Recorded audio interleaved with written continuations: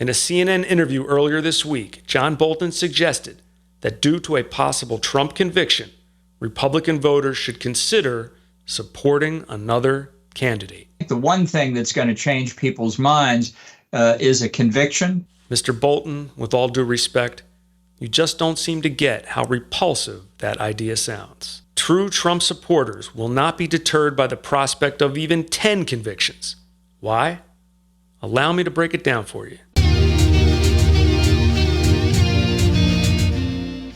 Welcome back to Shadow Records, where we believe CNN stands for Counterfeit News Network. Independent journalism is the real deal. Now, I don't ask for handouts, but if you do find yourself enjoying the content, please hit that like button and consider subscribing to the channel.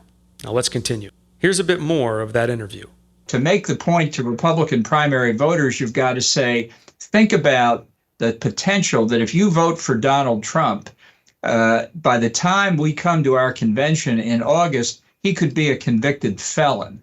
Bolton clearly doesn't understand the gravity of what he's asking these Trump supporters to do. Not surprising based on his track record. I don't think empathy is his strong suit.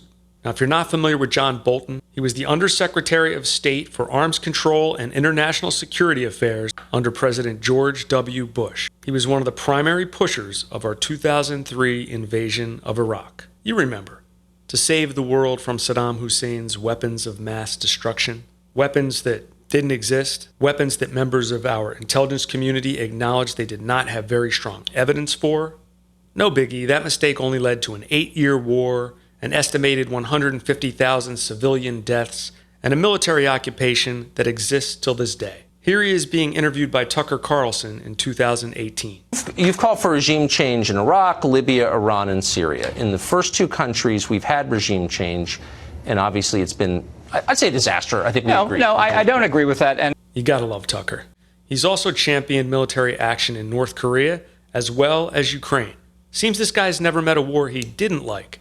But how does he feel about actually fighting in one?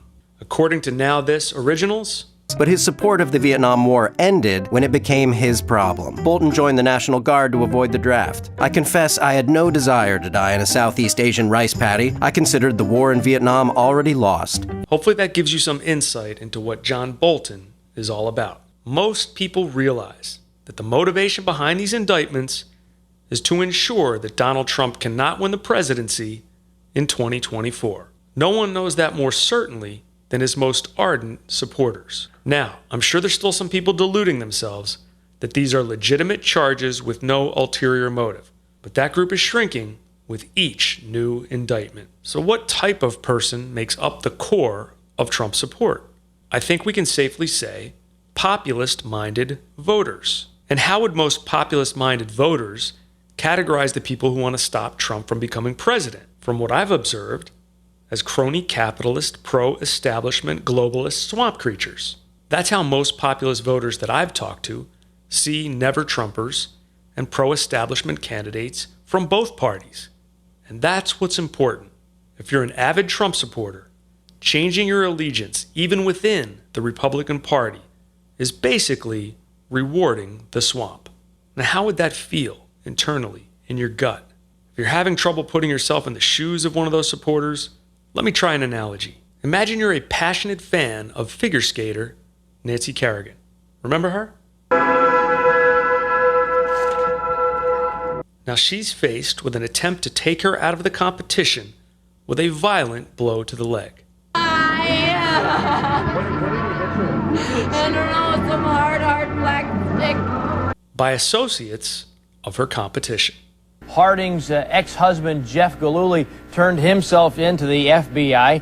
Meanwhile, mum's the word with Tanya Harding. Her bodyguard, Sean Eckert, told police that Harding made 2 phone calls to find out Kerrigan's practice schedule and later devised an alibi to explain the calls. Now imagine, faced with the possibility that due to this very undeserved injury, Nancy may not be able to compete, Tanya's camp suggests that you simply root for another skater.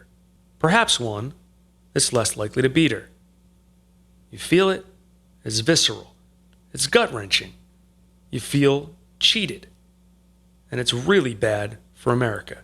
If people like John Bolton can't grasp that, But to solve the Trump problem, it's got to be solved by Republicans. I think it says something about their moral character. Now, I know that footage was hard to watch. Hopefully it wasn't too much, but I felt I needed something powerful to convey the sentiment that I believe is involved here. So no, John Bolton, Trump supporters will not abandon him due to the prospect of a potential conviction pushed by his political opponents. They will dig in even further, and I respect that. Now, I myself am considering Trump, but also other pro-American candidates such as Vivek Ramaswamy, Ron DeSantis, and Robert F. Kennedy Jr. And credit to Vivek, I'm borrowing that pro-American concept from his recent interview with Tucker Carlson. But I assure you, my decision on Trump will not be impacted by these politically motivated indictments, nor the possibility of a conviction. To Mr. Bolton and the Never Trump cult, if you're that strongly against Donald Trump becoming president, again, there's only one thing you can do that won't have a horribly negative impact on this country, and that's beat him fair and square. Something many would argue hasn't happened yet, including in 2020. And if you can't do that, there's always 2028. And that's how I see it, my friends. If you've enjoyed the content, kindly hit that like button. Leave a comment. I'd love to hear your perspective. Continue to speak out on these issues. Share this video. Be the light that wrecks the shadow. See you soon.